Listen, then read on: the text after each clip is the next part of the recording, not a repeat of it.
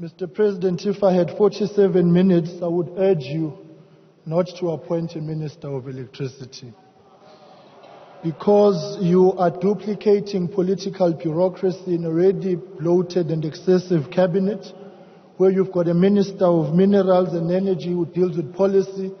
The Minister of Public Enterprises continues to be the shareholder. At the same time, you have declared a state of disaster, which the Minister of COGTA comes in to actually deal with those matters. On top of that, you have got NECOM, which is dealing with this crisis in the presidency.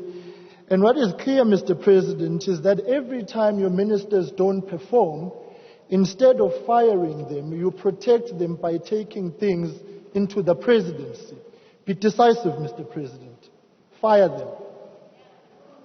Don't have a nanny cabinet. I'll see you name.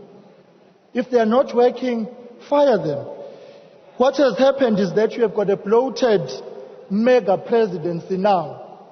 Operation Vulindlela, which ordinarily should be with the Department of Trade, Industry and or Treasury, is in the presidency. The Energy Action Plan and Energy Security Plan, which should be with Minerals and Energy, is with the President. The Presidential Youth Employment Stimulus, which should be with the NYDA or the Department of Youth and Women, is with the President.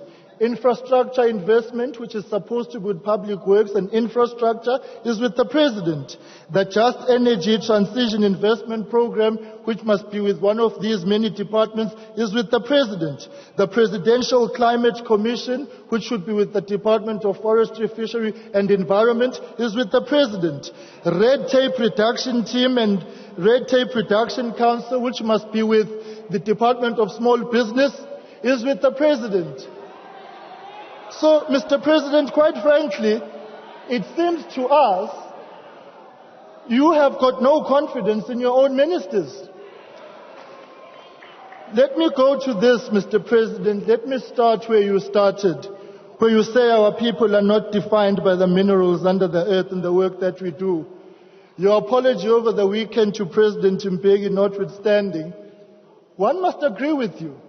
It's a failure of government that our people don't have access to the opportunities that come with mining, the oceans economy, the minerals of this country, the land, and so on and so forth.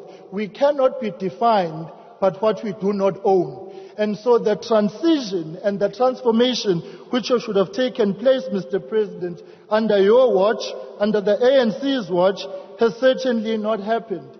All of these things combined and all of these factors combined actually speak to failure. Mr. President, there's been a lot of song and dance about traditional leadership and about the wall-to-wall municipalities that we have in the country. Here too, I want to make a call to you, Mr. President. Respond positively to the Cabinet Committee decision of December 2000, which sought to amend Chapters 7 and 12 of the Constitution to provide clarity on the powers, functions, and responsibilities of traditional leaders if there is to be any cohesion, effectiveness, and efficiency in the governance and management space of development in the spaces where there are traditional leaders and municipal councils. So, Mr. President, what comes out of this is that you are overstretching yourself and your ministers are sitting at home doing absolutely nothing.